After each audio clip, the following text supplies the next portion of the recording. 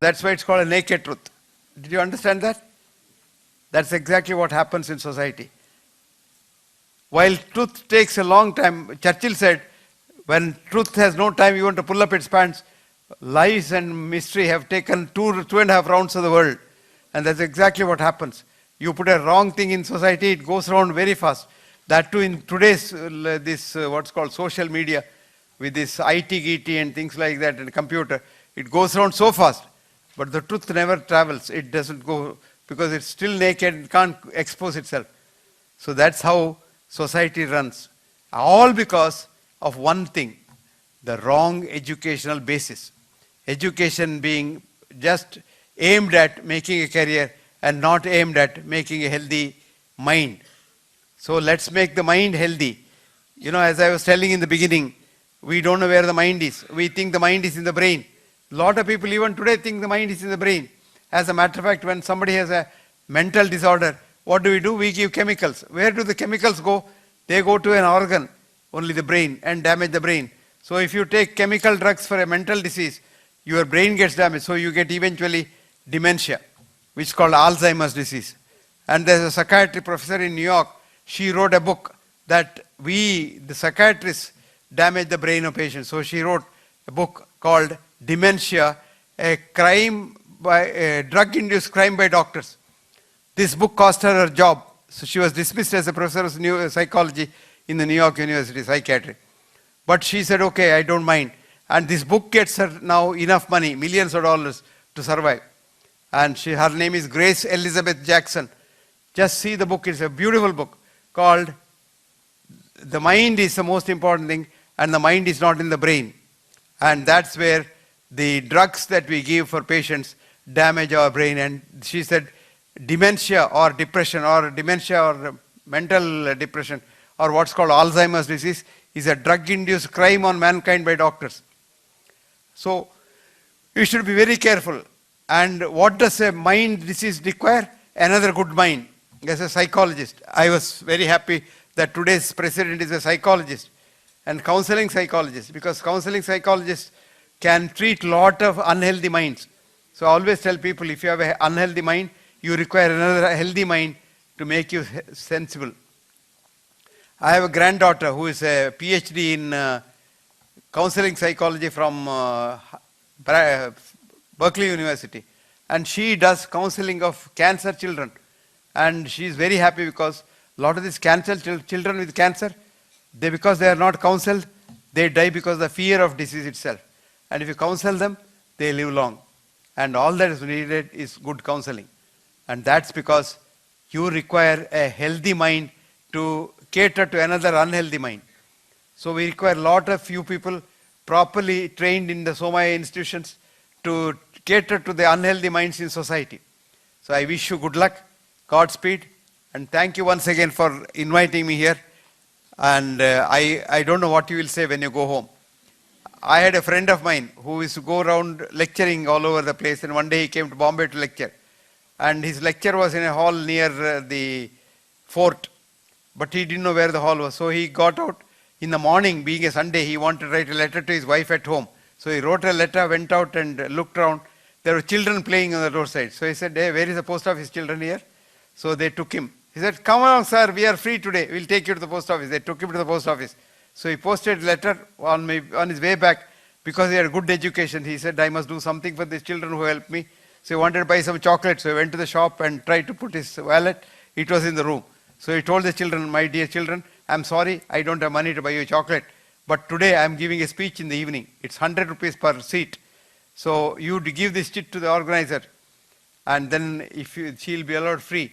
So you save 100 rupees for helping me. Children laughed. He said, why are you laughing? No, sir. No, I don't get angry because I'm a very important man. I never get angry. I'm very happy. So children said, do you want to know, sir? Certainly, yes. A man who did not know the way to the post office, how is he talking about the way to heaven and things like that in the evening? So you will say, this man didn't know the way to heaven and he was talking about education. So thank you very much for doing that. And thank you very much once again for listening to me. And thank you, Rajshekhar Pillai, for inviting me here. And thank the Somaya institutions for hosting me. Thank you all very, very much once again. Good night. Good luck. Goodbye. Questions are welcome. You can ask questions, but I can't guarantee that I'll give you an answer. Questions are welcome.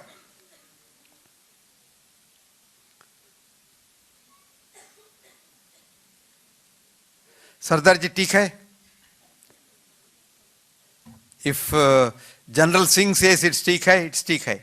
So my name is Aditya Rao. Aditya Rao. Yes, sir. Okay. And I wanted to tell you that, I wanted to ask you that I went to a international school for a demo lecture and I started teaching trigonometry over there. The teachers, I was giving the demo in front of teachers only, there were no students. So the teacher asked me that students here are like, I want to be a lawyer, why should I learn trigonometry? So how do I mean... No, I didn't get that. I didn't get that. No, actually, teacher said that students are like, I want to be a lawyer, not a mathematician. So why should I learn maths? Why should I learn trigonometry? So how do I face such situation? To be a good lawyer, you must know a little bit of everything.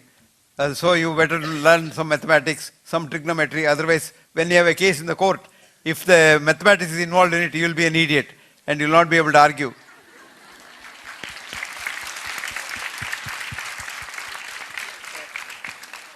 So education must be a little more broad-based. Afternoon, sir. My name is Mohit Shetty, and many a times we have to set our timetable with respect to work or prior commitments. And I used to have a habit of sleeping at 10 or 11, but after the student life started, I can't sleep till 1 o'clock. The thoughts clutter my mind, and it means life is going on becoming more and more unhealthier compared to previous times when work was less. No, you think if you sleep late is unhealthy? Yes. No. Yes. How long do you think you should sleep? 6 to 7. 6 to 7. Who told you that? No. I'm seriously asking you. Because we are all told that you have to have sleep for 6 to 7, 8 hours. Do you know who started this? The sleeping pill industry. Actually, a man, some people sleep only for 1 to 2 hours, they are very healthy.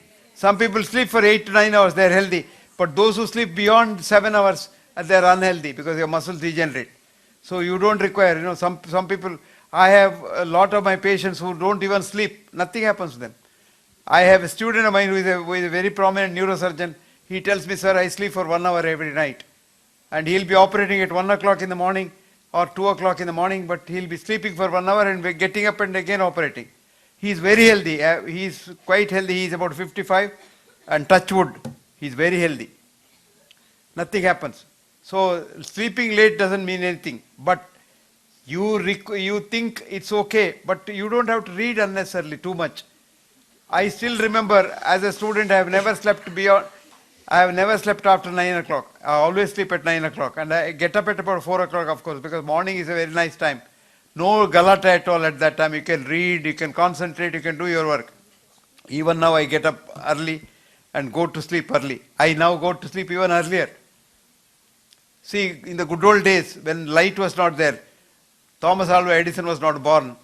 So we went by the sun. So our ancestors, they slept when the sun set and they woke up when the sun rose. But otherwise night was just dark. So they slept as soon as the sun set. They slept as soon as the sun came down and then slept for about 4 hours. Then they woke up, then they had their food in the night or other things that people do at night, and then again slept for another 4 hours. So they used to sleep 4 hours. And today also you sleep, but 4 hours later you wake up and then again try to sleep. So if you have a 4 hour sleep, it's enough. So don't worry, you are very healthy. Thank you.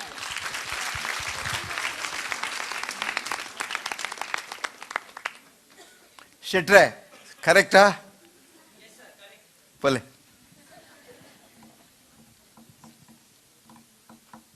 Pale. Sir, good afternoon. Good afternoon. I am Colonel Gopi Krishnan. I just... Colonel, you are a colonel. Yeah, I am a serving I colonel. salute you. Thank you, sir. Thank you so much. I am humbled. I respect all army officers. Sir, thank you so much. I just jumped into this lecture. I heard that you are giving a public lecture here. So I just came to listen to you, sir. and I saw the topic which is very interesting. Now you feel it's been a waste of time. No, sir. I am very convinced I did the right thing. I just saw the topic, the aim of education, wealthy career or healthy mind. So is it compulsorily supposed to be a choice between the two? Can the aim of education be both wealthy career and healthy mind? No, both, yes. That's why I said and or. But the most important thing is a healthy mind, not just a wealthy career. Because today our education is like the British education, only for wealthy career. That's why where we are. Now you see, we all want to be rich, because that's the Western education idea. Now, supposing you're all IAS officers, every IAS officer gets the same pay. So how can you be best IAS officer among them? So your wife says, look at the lady next door. She's also an IAS officer's wife. She has nice saris, I don't have. And then he says, okay, I'll also be corrupt. So corruption comes in because the unhealthy mind. Agreed. If you have a healthy mind, you will never be corrupt. So to avoid corruption, which is the bane of Indian society, we must change our education system.